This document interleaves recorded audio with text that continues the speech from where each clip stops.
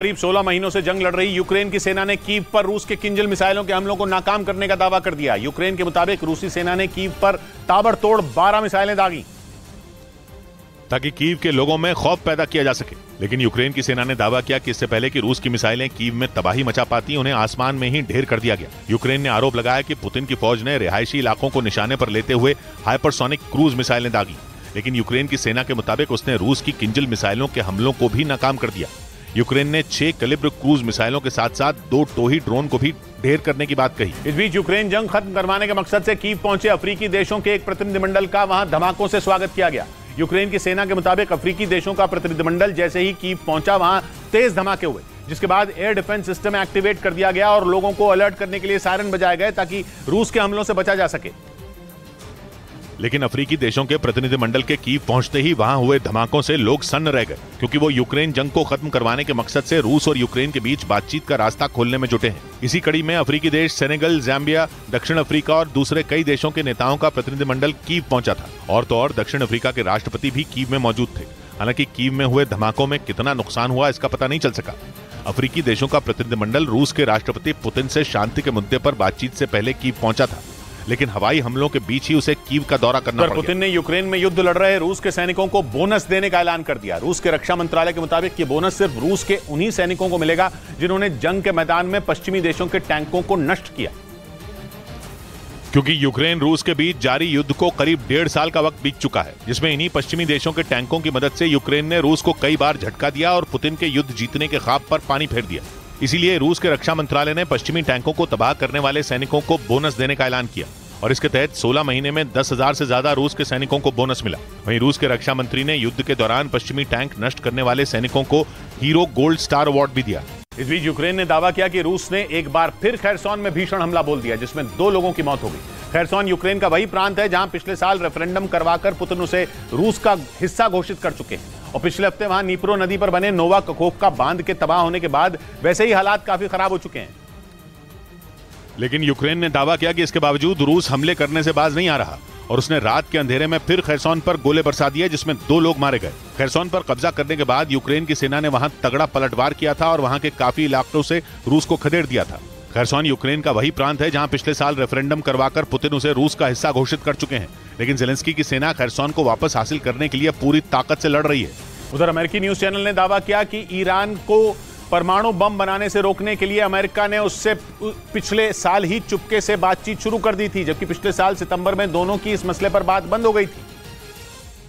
और उसके बाद से अमेरिका ये कहने में लगा था कि ईरान के साथ परमाणु डील बहाल करना फिलहाल उसके एजेंडे में ही नहीं है, क्योंकि अमेरिका का फोकस तब ईरान में हो रहे सरकार विरोधी प्रदर्शनों पर था। पर अब CNN ने अपने सूत्रों के हवाले से खबर दी कि अमेरिका दुनिया के सामने अलग बात कर रहा था और पर्दे के पीछे कुछ और ही चल रहा था। CNN ने दावा किया कि अमेरिका ने पिछले साल के आखिर में ही ईरान से बातचीत शुरू कर दी थी ताकि उसके साथ रद्द पड़ी परमाणु डील को फिर से बहाल किया जा सके। 2018 में डोनाल्ड ट्रंप ने राष्ट्रपति रहते हुए ईरान से वो डील तोड़ दी थी, जिसके बाद ईरान ने भी अपने परमाणु कार्यक्रम को धार दे डाली। इसलिए अमेरिका ने पिछले साल के आखिर में ईरान से बातचीत शुरू की, मगर इसका ऐलान नहीं किया।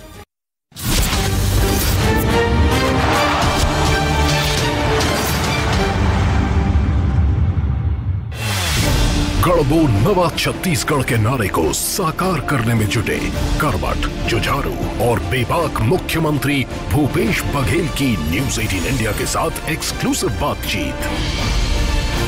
ओपन माइक देखिए आज शाम 4:30 बजे सिर्फ न्यूज 18 इंडिया पर। क्या कि रूस के सैनिक यूक्रेन के नागरिकों और युद्धबंदियों को बुरी तरह यातनाएं दे रहे हैं। डेली मेल ने यह दावा संयुक्त राष्ट्र संघ के विशेषज्ञों की एक रिपोर्ट के आधार पर किया, जिसके मुताबिक रूस के सैनिकों ने यूक्रेन के नागरिकों और युद्धबंदियों के लिए 3rd डिग्री टॉर्चर का इस्तेमाल किया, जिससे कई युद्धबंदियों और नागरिकों की हालत बिगड़ गई। हालांकि फंदे से लटकाए गए लोगों को मरने से पहले ही उतार लिया गया। खबर के मुताबिक ऐसी यातनाओं से कई युद्धबंदी घायल हो गए, जबकि कई मानसिक रूप से बीमार हो गए। रूस के सैनिकों पर पहले भी इस तरह के आरोप लगते रहे हैं, लेकिन रूस ने कभी इन आरोपों पर कोई जवाब नहीं दिया। अमेरिका से भिड़ने के लिए ईरान ने उसके पड़ोसी और पुराने दुश्मन कैरिबियाई देश क्यूबा से हाथ मिला लिया। ईरान के राष्ट्रपति इब्राहिम रईसी क्यूबा पहुंच गए और वहां दोनों देशों ने मिलकर अमेरिका का मुकाबला करने का ऐलान कर दिया।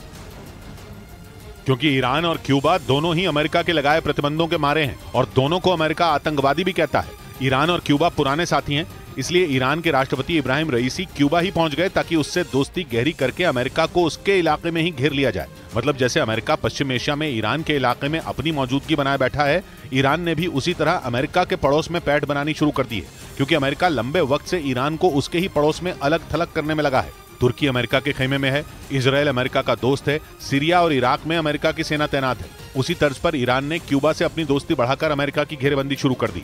और ईरान के सुप्रीम लीडर ने इजराइल के दुश्मन चरमपंथी संगठन PIJ यानी पैलेस्टीनियन इस्लामिक जिहाद के नेताओं से अपनी राजधानी में मुलाकात करके इजराइल को खुली चेतावनी दे डाली। PIJ गाजा पट्टी का वही चरमपंथी संगठन है जिसने पिछले महीने इजराइल पर 100 से ज्यादा रॉकेट बरसाकर उससे जंग छेड़ दी थी। इसलिए पैलेस्टीनियन इस्लामिक जिहाद के नेताओं को बधाई देने के लिए ईरान के सुप्रीम लीडर आयतुल्लाह अली खामनई ने उनसे मुलाकात की। खामनई ने गाजा की पिछले महीने की जंग में पैलेस्टीनियन इस्लामिक जिहाद के इजराइल से जी जान से लड़ने की खूब तारीफ की। ईरान और इजराइल दुश्मन है, ईरान फिलिस्तीन का समर्थक है, इसलिए वो इजराइल के खिलाफ अपनी जंग में फिलिस्तीन के चरमपंथियों की मदद करता है। यही वजह रही कि ईरान के सुप्रीम लीडर खुद पैलेस्टीनियन इस्लामिक जिहाद के नेताओं से मिले और मुलाकात में उन्होंने इजराइल के मिट्टी में मिलने की भविष्यवाणी भी कर दी। उधर पश्चिमी मीडिया ने दावा किया कि इजराइल और अमेरिका से बढ़ते तनाव के बीच ईरान ने एक और खतरनाक ड्रोन बना लिया। इससे पहले ईरान ने शाहिद 136 ड्रोन बनाया था जो यूक्रेन जंग में अपना लोहा मनवा चुका है। लेकिन ईरान का ये नया आत्मघाती ड्रोन शाहिद 136 ड्रोन से भी ज्यादा खतरनाक और तेज होगा, जो दुश्मनों के पसीने छुड़ा देगा। पश्चिमी मीडिया ने दावा किया कि ईरान ने इस नए आत्मघाती ड्रोन का फारस की खाड़ी में सफल टेस्ट भी कर लिया।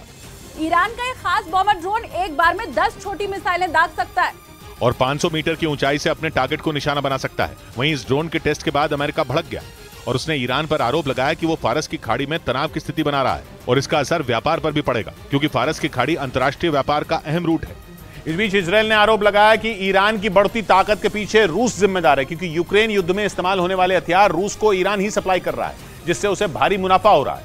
इजराइल के मीडिया के मुताबिक इस मुद्दे पर इजराइल ने रूस को चेतावनी भी दी और इसे इजराइल ने अपने लिए खतरा बताया। इजराइल के मीडिया के मुताबिक प्रधानमंत्री बेंजामिन नेतन्याहू ने ईरान से बढ़ती नजदीकियों पर रूस को चेतावनी दी कि ईरान के साथ सैन्य तकनीक को साझा करना चिंता की बात है।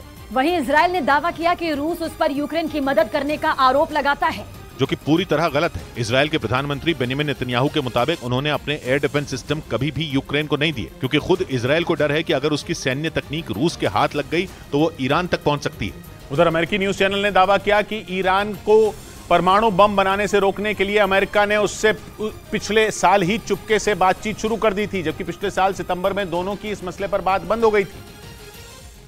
और उसके बाद से अमेरिका ये कहने में लगा था कि ईरान के साथ परमाणु डील बहाल करना फिलहाल उसके एजेंडे में ही नहीं है, क्योंकि अमेरिका का फोकस तब ईरान में हो रहे सरकार विरोधी प्रदर्शनों पर था। पर अब CNN ने अपने सूत्रों के हवाले से खबर दी कि अमेरिका दुनिया के सामने अलग बात कर रहा था और पर्दे के पीछे कुछ और ही चल रहा था। CNN ने दावा किया कि अमेरिका ने पिछले साल के आखिर में ही ईरान से बातचीत शुरू कर दी थी ताकि उसके साथ रद्द पड़ी परमाणु डील को फिर से बहाल किया जा सके। 2018 में डोनाल्ड ट्रंप ने राष्ट्रपति रहते हुए ईरान से वो डील तोड़ दी थी, जिसके बाद ईरान ने भी अपने परमाणु कार्यक्रम को धार दे डाली। इसलिए अमेरिका ने पिछले साल के आखिर में ईरान से बातचीत शुरू की, मगर इसका ऐलान नहीं किया। कश्मीर में आतंकियों के समर्थक अलगाववादी नेताओं पर NIA के शिकंजे से पाकिस्तान बौखला गया और इन नेताओं की संपत्ति जब्त किए जाने पर पाकिस्तान के विदेश मंत्रालय ने चिंता जाहिर की, क्योंकि जम्मू कश्मीर में NIA की टीम टेरर फंडिंग को लेकर ताबड़तोड़ छापेमारी कर रही है। आतंकियों का समर्थन करने